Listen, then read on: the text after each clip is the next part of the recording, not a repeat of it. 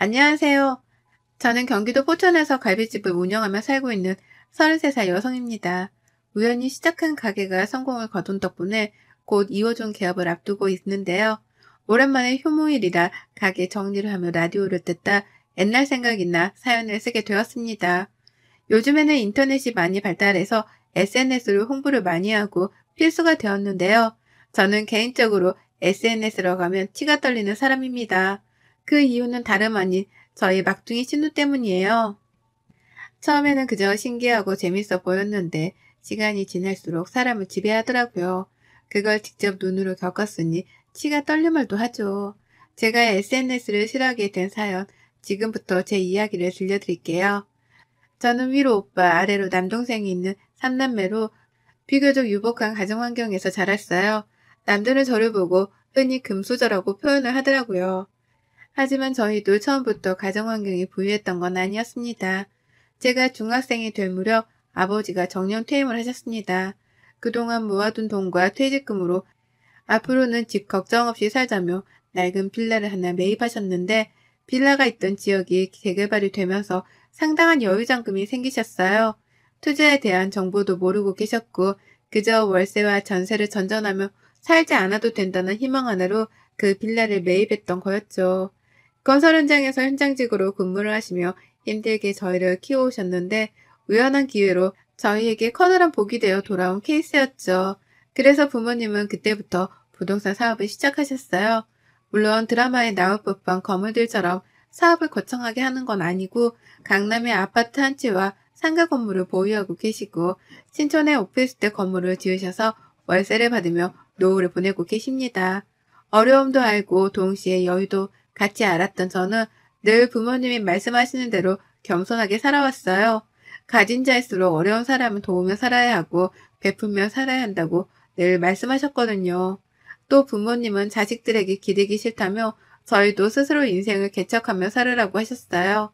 그래서 진작에 재산도 미리 나눠주셨고 볶아먹던 삶아먹던 알아서 하라고 말씀하신 상태입니다. 부모님을 모시고 사는 큰오빠 내외에게는 강남의 아파트 한 채와 상가 건물을 저에게는 10억의 현금을 주셨고 남동생은 결혼 후 독립을 하게 되면 오피스텔을 증여해 주신다고 했어요. 저는 언젠가는 저만의 음식점을 차리는 게 꿈이었습니다. 그래서 대학도 호텔 조리학과를 전공했고 졸업하자마자 바로 취업을 했습니다. 크고 작은 호텔에서 한식, 양식 할 것 없이 경력을 틈틈이 쌓았어요. 4년 정도의 시간이 흘렀고 28살이 되던 해에는 TV에 자주 나오는 유명 셰프의 식당에서 보조 셰프로 일을 하게 되었죠. 워낙 유명하신 분이라 같이 일한다는 것 자체가 영광이었습니다. 호텔에 방문하셨던 셰프는 제가 만든 음식을 드셔보고는 함께 일하자며 스카우트 제의를 하신 거였죠. 그렇게 보조 셰프로 일을 하며 많은 것을 배워가고 있을 때 셰프님의 소개로 지금의 남편을 만났어요. 남편은 셰프님이 운영하시는 식당의 당부 손님이었어요. 저보다는 3살이 많았고 디자인 회사에서 근무하는 평범한 직장인이었습니다. 우연히 식당에 방문한 남편이 저를 보고 첫눈에 반해 셰프님에게 저를 만나게 해달라고 부탁한 거였죠. 자랑은 아니지만 저는 나름 곱상하게 생긴 외모였거든요. 처음에는 누군가를 소개받는 것이 굉장히 낯설고 어려운 일이었지만 평생 일만 하면서 살 수는 없지 않느냐는 셰프님의 말씀에 남편과 만남을 시작했어요. 늦은 밤이 되어서야 식당을 마무리하고 퇴근을 했는데 남편은 그런 저를 매번 집에 데려다 주었고 주말에 쉬는 날이면 식당에 방문해 제가 만든 요리를 먹고 싶어 했어요. 적극적으로 대시한 남편에게 저도 조금씩 마음을 열게 되었고 그렇게 연인 사이가 되어 결혼했습니다. 제가 모진 말을 해도 저만 바라보고 저를 위해주는 그 마음 하나만 믿었거든요. 다행히 시부모님도 마음이 따뜻하고 좋으신 분들이었습니다. 제가 결혼을 하기로 결심하고 처음으로 시댁으로 인사를 가던 날 오늘만은 남이 해주는 음식을 먹어야 한다며 상다리가 부러지게 음식을 대접해 주셨어요. 평소에 얼마나 고생이 많냐며 처음 보는 저에게 과할 정도로 많은 것을 챙겨주셨죠. 시어머니는 혹여나 제가 부담스러워할까봐 조심스레 이야기를 꺼내셨어요. 우리 아들이 결혼하고 싶은 여자를 데려온다길래 긴장했는데 막상 만나보니 왜 결혼을 한다고 했는지 알 것 같네요. 먼저 이야기를 들어서 그런가 인상도 좋고 우리 아들이랑 잘 어울리네요. 앞으로는 우리 집에 오면서 내가 맛있는 거 많이 해줄게요. 우리 가족이 된 걸 환영해요. 저는 긴장되고 굳었던 마음이 언제 그랬냐는 듯 사르르 녹았습니다. 그리고 의외의 복병을 만나게 되었는데요. 갓 20살이 된 늦둥이 신우였어요. 바로 그 문제의 신우입니다. 남편과도 워낙 나이 차이가 많이 나고 늦둥이로 태어난 탓에 많은 관심과 사랑을 받으며 자랐거든요. 하지만 뭐든지 과하면 탈이 난다고 하잖아요. 신우이는 좋게 말하면 털털하고 거리낌 없지만 나쁘게 말하면 대책과 생각이 없는 사람이었어요. 저도 처음 봤을 때는 나이도 어리기에 그저 귀엽기만 했어요. 늦둥이로 자란 탓에 애교도 많고 먼저 언니 하며 다가오기도 하고 부침성도 좋았거든요. 그래서 저도 동생 같은 마음에 신우이를 데리고 백화점에 몇 번 가서 좋아하는 것도 사주고 그랬죠. 맛있는 음식을 먹으러 가거나 분위기 좋은 카페를 가도 거의 데리고 다녔죠. 하지만 그게 화근이었을까요? 처음에는 보통 사람들처럼 음식 사진을 찍고 하는 줄 알았는데 점점 굳이 이렇게까지 해야 하나 싶을 정도로 사진에 집착을 하더라고요. 한 번은 맛집으로 소문난 파스타집을 데려갔는데 음식 플레이팅이 너무 예쁘더라고요.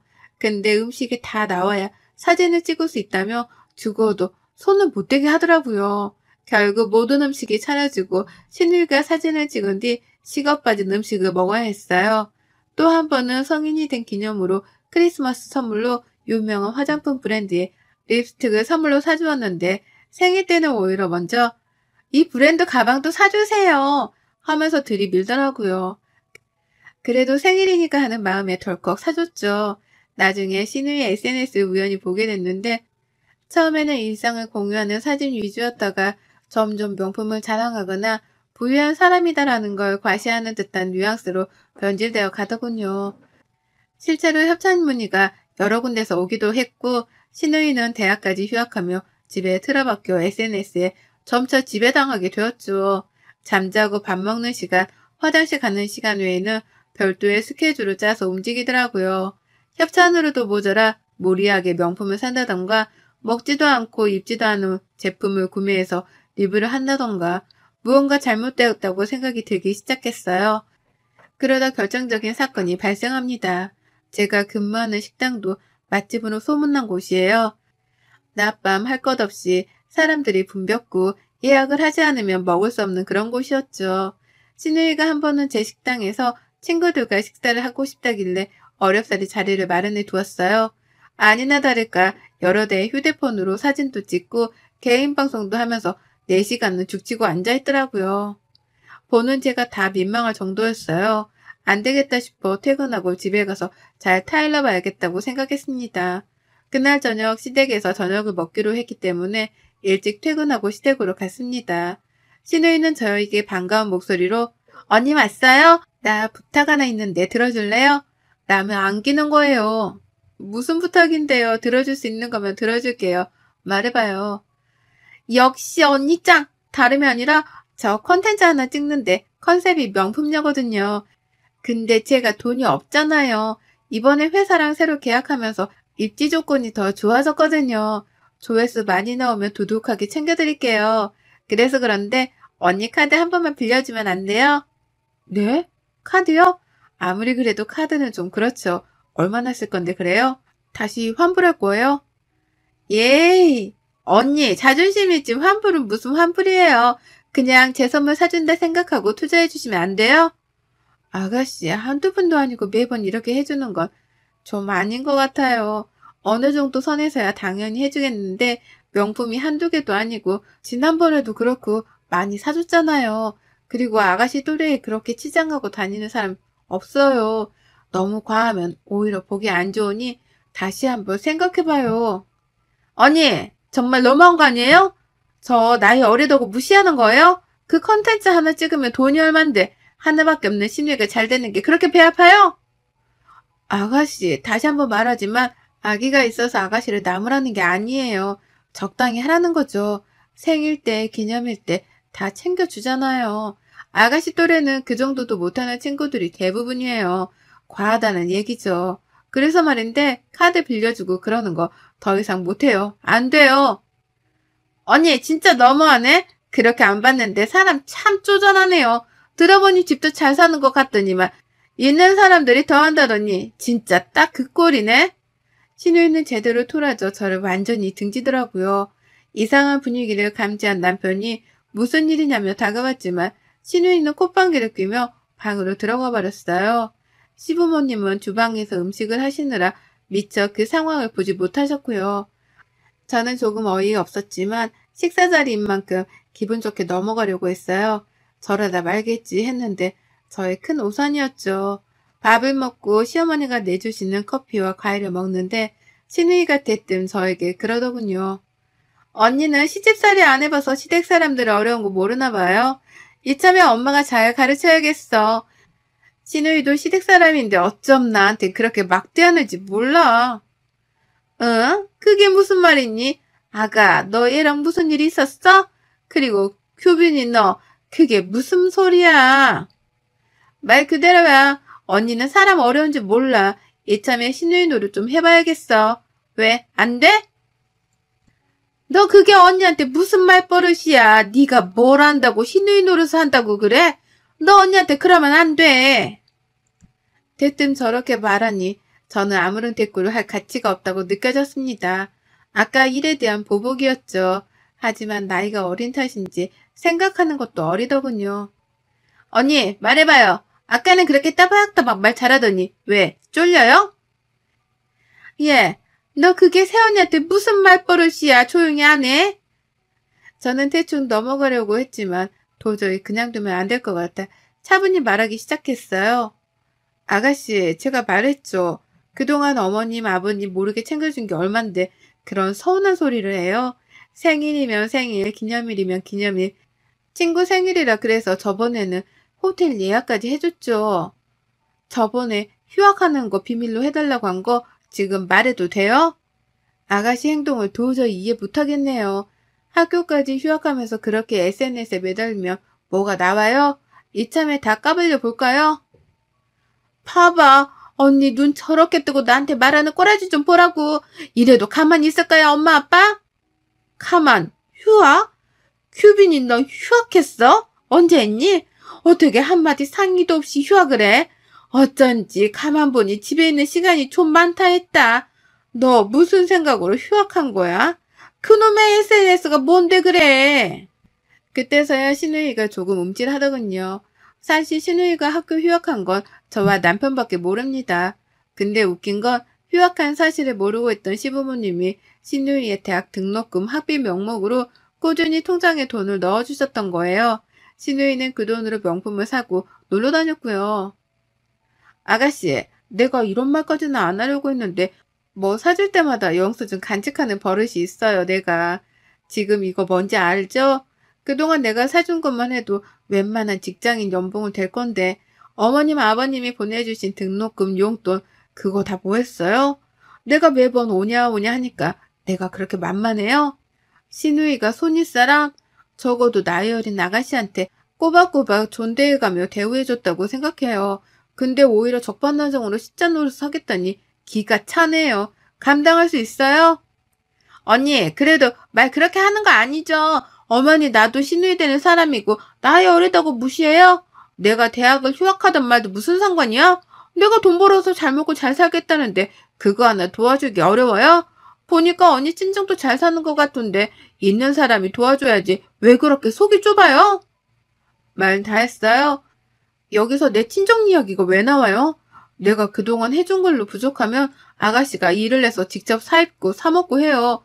나한테 빌붙지 말고 해주는 것도 정도 것이지. 어머님, 아버님 이거 보시고요. 저는 더 이상 아가씨한테 일절 지원 못합니다. 그리고 죄송하지만 다달이 드리던 용돈 못 드릴 것 같아요. 아가씨한테 나가는 돈이 많아서 감당이 안 돼요. 죄송합니다. 그날 이후 시댁은 완전히 발칵 뒤집어졌어요. 신우이가 대학 등록금 용돈을 모두 털어 온갖 명품을 산 흔적들이 발견되었고 그뿐만 아니라 제가 사주었던 것들은 되팔기까지 하면서 그 돈으로 다른 제품을 사드리고 그랬더군요. 물론 휴학을 한 부분은 시부모님은 일절 모르셨던 상태라 더 심각했죠. 저는 그동안 제가 사줬던 모든 것에 대한 영수증을 남편과 시부모님께 보여드렸어요. 남편은 자기가 면목이 없다며 미안하다고 사과를 했고 시아버지는 신우의 머리를 밀어버려야 한다며 노발대발하셨죠. 시어머니는 그저 한숨만 푹 내쉴 뿐이었습니다. 시부모님은 제게 미안하다며 다달이 보내주었던 용돈 주지 말라고 하셨고 오히려 저에게 사과를 하시며 그동안 몰라서 미안했다고 신우이한테 쓴 몫이라며 3천만 원을 주셨어요. 신우이는 휴대폰까지 압수당한 채 집안에 감금당하다시피 통제된 생활을 하게 되었어요. 이참에 버릇을 단단히 고쳐놔야 한다며 정말 머리를 스포츠 머리로 밀어버리셨더라고요. 신우이는 처음에는 악다구니를 쓰며 저를 탓하기도 하고 온갖 말도 안 되는 말을 내뱉었지만 한 달 정도가 지나니 자신이 잘못했다며 한 번만 봐달라고 사정을 하더라고요. 시부모님도 늦둥이 딸이 애걸복걸하니 마음이 아프셨는지 끝내 용서를 하더라고요. 대신 조건을 거셨죠. 신우이는 처음에는 당황하더니 이내 알겠다며 대답을 했고요. 너 이번 한 번만 용서해 주는 거다. 단 조건이 있다. 대학 등록금을 해줄 테니 그 이외의 용돈 학비는 네가 직접 벌어서 써라. 오빠나 언니의 도움은 바라지도 말고 무슨 수를 써서라도 네 스스로 알아서 해. 너도 20살이 넘은 성인이니 너 하나 간수는 잘하겠지? 그리고 새언니한테 제대로 사과하고 학교 기숙사는 어림도 없다. 거리가 멀던 짧던 집에서 통학해라. 알겠니? 그리고 마지막으로 다시 한번 그놈의 SNS니 뭐니 하면서 난리쳤다가는 호적에서 팔 줄 알아. 한바탕 소동이 사그라지고 여느 때처럼 바쁜 일상을 보내고 있었습니다. 남편과 모처럼 주말을 맞아 집에서 늦지막히 자고 일어나 TV로 영화를 보며 맥주 한잔을 하고 있었어요. 초저녁이 다 된 시간이었는데 누군가 저희 집에 찾아온 겁니다. 바로 신우였어요. 아가씨, 여긴 어쩐 일이에요? 이 시간에? 그 꼴은 또 뭐고요? 언니, 제가 지금 일하다 와서 꼴이 말이 아닌데 언니한테 사과를 하고 싶어서요. 들어가도 돼요? 일단 들어와요. 밥은 먹은 거예요? 일하면서 공장에서 밥도 주니까 그걸로 끼니 해결했어요. 제가 이제 일한 지 한 달 됐는데 오늘 월급 받았거든요. 근데 이 돈 언니 드려야 할 것 같아서 이렇게 왔어요. 제가 너무 철없이 굴어서 죄송합니다. 돈을 벌어보니 알겠더라고요. 언니의 진심을 몰라줘서 제가 너무 한심해 보이더라고요. 정말 미안했어요. 저 열심히 살아서 예전처럼 언니랑 쇼핑도 가고 잘 지내고 싶어요. 미안해요, 언니. 눈에 눈물이 가득 고인 채로 저에게 말을 하는데 어떻게 가만히 있을 수가 있겠나요? 사실 신우이가 저와 시부모님께 호되게 당하고 나서 김치 공장에서 일을 시작했어요. 방학이기도 하고 복학하기 전에 돈을 바짝 모아야 한다면서 시작한 일이었죠. 고생을 하는 모습을 보니 마음은 아팠지만 한 번쯤은 겪어야 할 상황이어서 모른 척 했습니다. 그래도 사람인지라 저렇게 고생해서 벌어온 땀 묻은 돈을 받자니 제가 너무했나 싶더라고요. 언니, 저 정말 느낀 게 많아요. 저는 그저 언니가 돈이 많은 사람이어서 해줄 수 있는 줄 알았어요. 제가 돈을 벌어보니 100원짜리 하나가 그렇게 소중하더라고요. 정말 죄송해요, 언니. 저 다시는 사치 안 부리고 쓸데없는 고집 안 피울 거예요. 오빠나 엄마, 아빠한테도 미안하고요. 그러니 다시 예전처럼 지내면 안 될까요? 언니가 나한테 해줬던 거에 비하면 턱없이 부족하지만 받아주세요. 아가씨, 내가 원한 건 이런 물질적인 게 아니에요. 신우이보다는 내 동생 같은 마음에 내가 너무 안일하게 생각했던 것 같아요. 뭘 잘못했는지 알았으면 된 거예요. 앞으로 예전처럼 잘 지내봐요. 우리 치킨 먹고 있었는데 같이 한잔 할래요? 언니 그렇게 생각해 주시니 정말 고마워요. 그렇게 신우이는 그동안의 잘못을 반성하며 저에게 진심 어린 사과를 했습니다.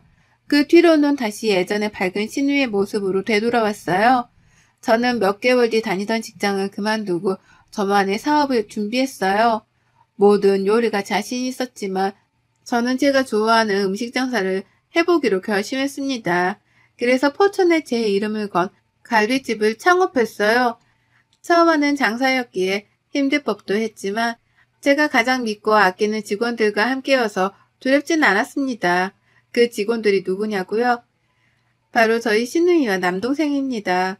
제가 갈비집을 차린다고 하니 남동생과 시누이가 저를 도와주겠다고 발벗고 나서더라고요. 음식을 조리하는 건 제가, 서빙이나 인력 관리를 하는 건 남동생이, 그리고 신우이는 서빙을 하며 홍보를 담당하는 직원이 되었습니다. 신우이는 저에게 미안한 마음을 평생 다 갚아도 모자란다며 제 밑에서 일을 배우고 싶어 했어요. 그렇게 3명이 줄을 이루어 갈비집을 운영해 나갔습니다. SNS라고 하면 아직도 치가 떨려 그걸 이용해 홍보할 생각은 없었어요. 하지만 요즘 트렌드를 따라한다며 남동생과 신우이가 저를 설득한 뒤 적극적으로 홍보를 하기 시작했고, 창업을 한 지 1년 정도 만에 2호점을 내야 할 정도로 번창하게 되었죠. 2호점은 친정 부모님, 시부모님이 합세해 운영을 하게 되었습니다. 시부모님은 정신은 차리고 자기 인생을 사는 신우이가 대견하다고 칭찬을 하시고, 제가 마음고생이 많았다며 위로해 주셨어요. 신우이는 저에게 혼나기도 하며 눈물을 가끔 흘리지만 혹독하게 일을 배우고 있답니다. 월급도 350 정도를 주고 있는데 일이 고되고 힘드니 그 정도의 값어치는 한다고 생각해요. 또 신우이가 사치 부리면 어떡하냐고요? 절대 그러지 못하게 일을 시작하기 전에 각서를 썼거든요. 우연인지 다행인지 모르지만 신우이는 월급의 절반 이상을 저축하고 있었고, 시부모님도 용돈도 드리고 알차게 잘 생활하고 있더라고요. 얼마 전에는 저에게 결혼자금 1억을 모으는 것이 목표라고 하더라고요. 정신을 차리고 잘 살려고 노력하는 모습을 보니 기특했습니다. 앞으로 2호점을 시작으로 3호점, 4호점도 낼 계획이에요. 가족들이 모두 사업을 같이 하는 바람에 힘은 좀 덜 들지만 많이 행복하네요. 내년 가을에는 사랑스러운 아이도 태어날 예정이라 조금 더 많이 행복해질 것 같습니다. 신우이는 벌써부터 고물하며 이것저것 아기 선물을 사놓기 시작했네요. 요즘에 SNS를 하도 많이 하다 보니 사람 사는 세상 같지 않다고 느껴진 적도 있는데, 여러분도 그런 적 있나요? 저는 예전에 휴대폰이 없던 시절이 그리워지기도 한답니다. 사람과 사람 사이의 정이 없어진 느낌이랄까요? 여러분도 혹 주변에 놓고 지나가는 것이 있지 않은지요? 사는 게 힘들더라도 가끔은 쉬어가며 주변을 한 번쯤은 돌아보세요.